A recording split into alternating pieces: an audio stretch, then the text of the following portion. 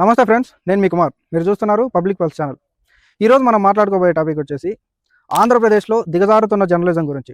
ఆంధ్రప్రదేశ్లో జర్నలిస్టులు ఎవరికి పొత్తుగాస్తున్నారనే దాని గురించి. ఆంధ్రప్రదేశ్లో ఉన్నటువంటి మీడియా ఛానళ్ళు ఎంత దిగజారిన వైనం మనకు కనిపిస్తుంది. అసలు ఆంధ్రప్రదేశ్లో ఉన్నటువంటి మీడియా ఛానళ్ళ పైన ప్రజలకు ఉన్నటువంటి నమ్మకం, విశ్వాసం, లేదంటే వాళ్ళకు ఉన్నటువంటి అభిప్రాయాల గురించి మనం ఈరోజు మాట్లాడుకుందాం. మనందరికీ కూడా తెలుసు, ఒక యూట్యూబర్ ఎవరైనా కావచ్చు, అతను ఒక పార్టీకి పొత్తుగా ఉంటాడు, లేదంటే ఒక కులానికి పొత్తుగా ఉంటాడు, లేదంటే తనకు నచ్చినటువంటి విషయాలపైన యూట్యూబ్లో మాట్లాడుకుంటుంటాడు. అది అతని ఇష్టం. ఎందుకంటే అది ఓన్ ఛానల్, లేదంటే అది ఒక మీడియా ఛానల్ కాదు. ఇండిపెండెంట్గా అతనికి నచ్చిన దాని గురించి మాట్లాడుకుంటాడు, తన అభిప్రాయాలను తెలుపుకుంటాడు.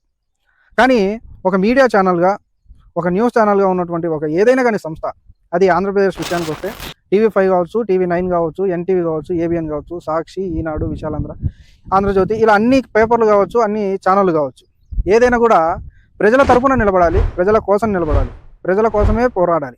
కానీ ఆంధ్రప్రదేశ్లో పరిస్థితి ఎలా ఉందంటే, ఒక యూట్యూబర్ కంటే, ఒక యూట్యూబ్ ఛానల్ కంటే దిగజారిన పరిస్థితి, నీచమైన పరిస్థితి మనందరికీ కనిపిస్తుంది.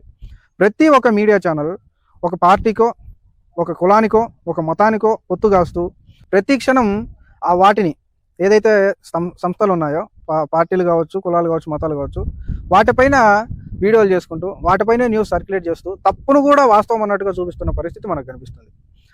ముఖ్యంగా మీకు చెప్పాలంటే, పచ్చ బ్యాచ్ అని కొంతమంది ఉండరు. పచ్చ బ్యాచ్ అంటే ఈ పాటికే మీ అందరికీ అర్థమైపోయి ఉంటుంది.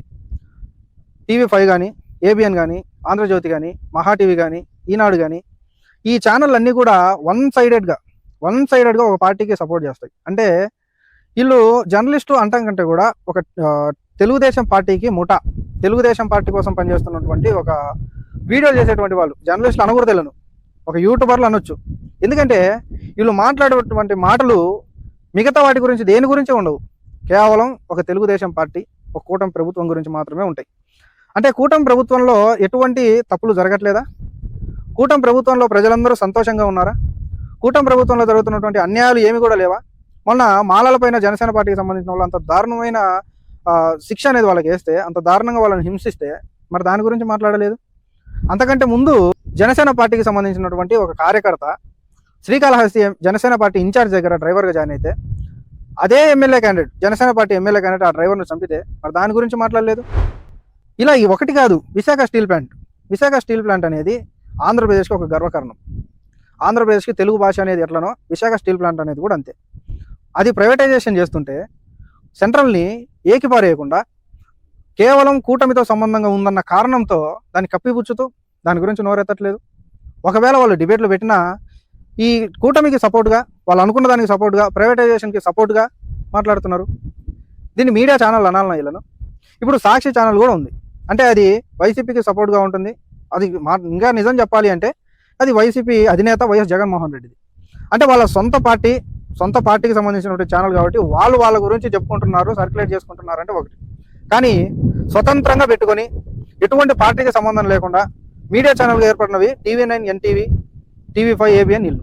కానీ ఈ TV5 కావచ్చు, ABN కావచ్చు, మహా టీవీ కావచ్చు, 24 గంటలు ఆ తెలుగుదేశం పార్టీని జోక్కుంటూ, తెలుగుదేశం పార్టీ కోసం వార్తలు రాస్తూ ఎంత నీచమైన స్థాయికి దిగజారుతున్నారనేది ప్రజలందరూ కూడా చూస్తున్నారు. అంటే వీళ్ళకి విశాఖ స్టీల్ ప్లాంట్ ప్రైవేటైజేషన్ పైన ఆలోచన లేదు. గతంలో సుగాలి ప్రీతి పాపకు జరిగినటువంటి అన్యాయం పైన వీళ్ళకి ఆలోచన లేదు. మాలలపైన, దళితులపైన జరుగుతున్నటువంటి దాడులపైన వీళ్ళకి ఆలోచన లేదు. గవర్నమెంట్ తరఫున జరగాల్సినటువంటి పనులు ఆగిపోతే దానిపైన వీళ్ళకి ఆలోచన లేదు. వీళ్ళకున్న ఆలోచనల్లా ఇంకో 25 ఏళ్ళు కూటమి ప్రభుత్వమే ఆంధ్రప్రదేశ్ని పరిపాలించాలి, చంద్రబాబు నాయుడు గారే ముఖ్యమంత్రిగా ఉండాలి, వైఎస్ జగన్మోహన్ రెడ్డిని తొక్కేయాలి, ప్రజలలో వైఎస్ జగన్మోహన్ రెడ్డికి ఒక యాంటీగా, ఒక చెడ్డ పేరు అనేది తీసుకురావాలి. కేవలం వీళ్ళ స్టాండ్ అనేది అదే. ఇది వీళ్ళని మీడియా ఛానల్ అనాలనా? వీళ్ళను జర్నలిస్టులు అంటే కంటే కూడా ఒక పచ్చ కండా కప్పుకొని కూటమి ప్రభుత్వానికి పనిచేస్తున్నటువంటి మీడియా వాళ్ళమని చెప్పుకుంటే ఇంకా బాగుంటుంది. కానీ వీళ్ళు అలా చేయకపోగా పత్తిత్తు మాటలు మాట్లాడతారు.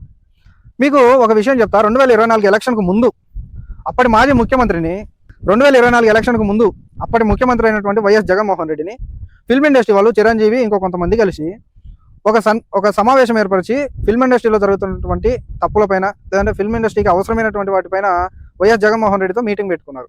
ఆ మీటింగ్ అనంతరం గవర్నమెంట్ నుంచి ఒక వీడియో రిలీజ్ చేశారు.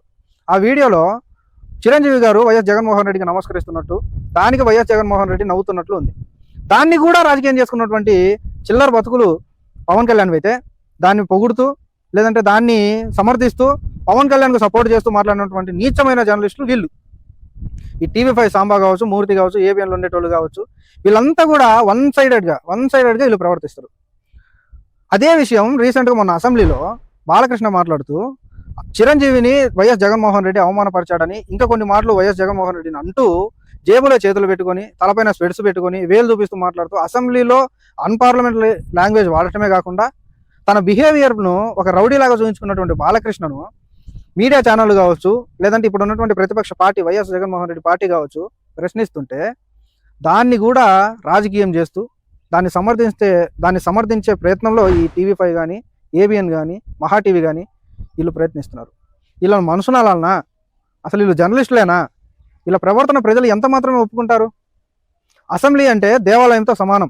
అసెంబ్లీ దేవాలయం లాంటి దాంట్లో బాలయ్య బాబు లాంటి వాళ్ళు చేస్తున్నటువంటి అక్రమాలను, అది వైసీపీ కావచ్చు, టీడీపీ కావచ్చు, జనసేన కావచ్చు, బీజేపీ కావచ్చు, ఎవడైనా కానీ వీళ్ళను మీడియా ద్వారా తొక్కిపెట్టి నారదీయకుండా సమర్థించే ప్రయత్నం చేస్తుంటే వీళ్ళని జర్నలిస్టులు అనాలనా?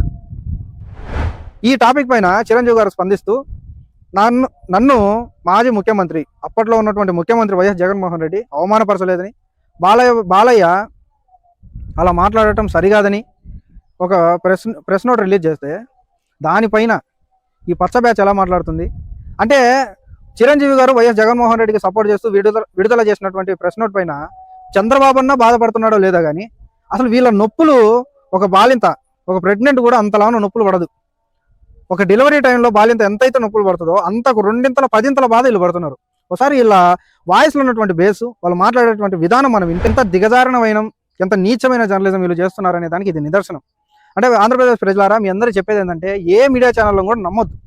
వన్ సైడెడ్గా మాట్లాడినప్పటికీ యూట్యూబ్ ఛానల్లో బెటర్. ఎందుకంటే నిజాలు చెప్తారు, వాళ్ళు జరిగిందే చెప్తారు.